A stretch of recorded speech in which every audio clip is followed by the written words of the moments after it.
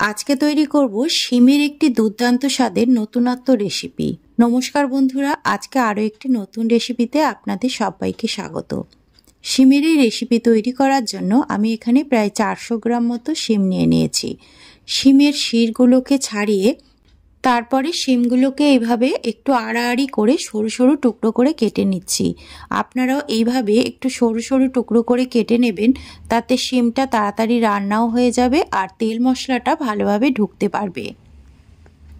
সমস্ত শিমগুলোকে এইভাবে কেটে নিলাম। আর এখানে নিয়ে নিয়েছি একটা মিডিয়াম সাইজের আলু। আলুটার খোসা ছাড়িয়ে নিয়ে তারপর এরকম ছোট ছোট টুকরো করে কেটে নিয়েছি।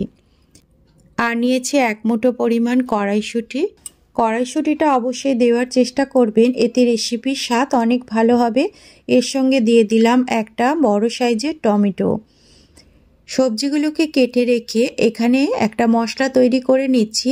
একটা ছোট হামালদিস্তের মধ্যে দিয়ে দিচ্ছি 1/2 ইঞ্চি আদা, 5-6 কোয়া রসুন আর 2টো কাঁচা লঙ্কা। মশলাগুলোকে এইভাবে একটু থেতো করে নিচ্ছি। আপনারাও এইভাবে থেতো করেই দেবেন, তাতে তরকারিটার মধ্যে একটা আলাদা রকম টেস্ট হবে। চলে এলাম রান্নার পদ্ধতিতে। প্রথমে একটা কড়াই গরম করে এর মধ্যে দিয়ে দিলাম ছোট চামচের 2 চামচ তেল।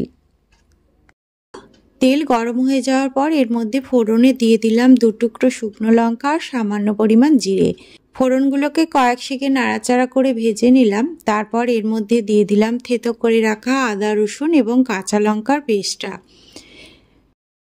মশলাগুলোকে বেশি লাল করে ভাজবো না, হালকা করে একটু ভেজে নেব, যাতে রসুন কাঁচা লঙ্কা ইত্যাদি মশলার ভাজা গন্ধটা তরকারির মধ্যে থেকে যায়। হালকা করে মশলাগুলোকে ভেজে নেওয়ার পর এর মধ্যে দিয়ে দিলাম 2টো পেঁয়াজ কুচি। মাঝারি সাইজের 2টো পেঁয়াজকে আমি ছোট ছোট টুকরো করে কেটে নিয়েছি। আর পেঁয়াজটাকেও একই রকমভাবে হালকা করে ভেজে নেব। যখনই পেঁয়াজের কালার চেঞ্জ হয়ে যাবে তখন এর মধ্যে দিয়ে দিলাম কেটে রাখা আলু এবং কড়াইশুঁটিটা। আলু আর কড়াইশুঁটি সেদ্ধ হতে একটু বেশি সময় লাগে, তাই আমি আলু আর কড়াইশুঁটিটাকে প্রথমে ভেজে নেব। সব কিছু মশলার সঙ্গে আলু কড়াইশুঁটিটাকে ভালোভাবে মিশিয়ে দিলাম।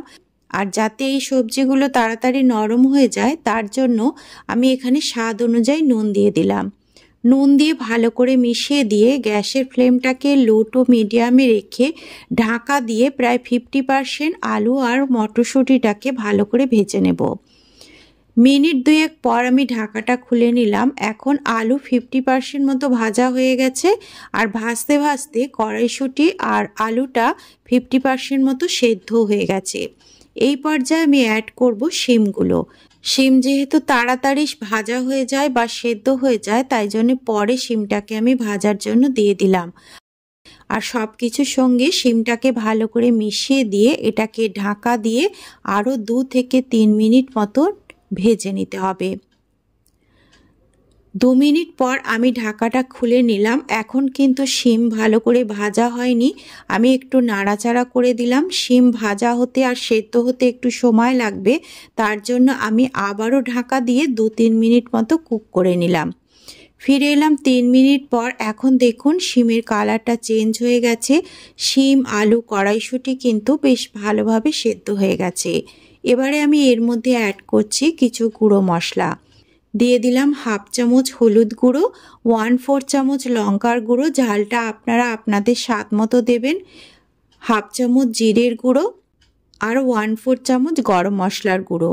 আর দিয়ে দিলাম 1 চামচ মতো কসুরি মেথি। এটা অবশ্যই দেবার চেষ্টা করবেন, তবে এই শিমের রেসিপির মধ্যে একটা আলাদা স্বাদ আর গন্ধ এনে দেবে।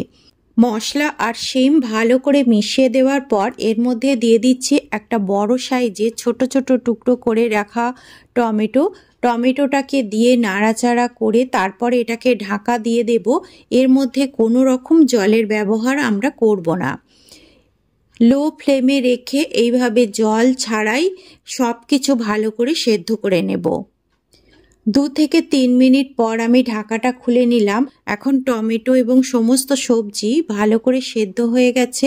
আমি আপনাদের চেক করে দেখিয়ে দিচ্ছি। দেখুন, আলু বেশ ভালোভাবে সেদ্ধ হয়ে গেছে, শিম, কড়াইশুঁটি সমস্ত কিছুই ভালোভাবে সেদ্ধ হয়ে গেছে।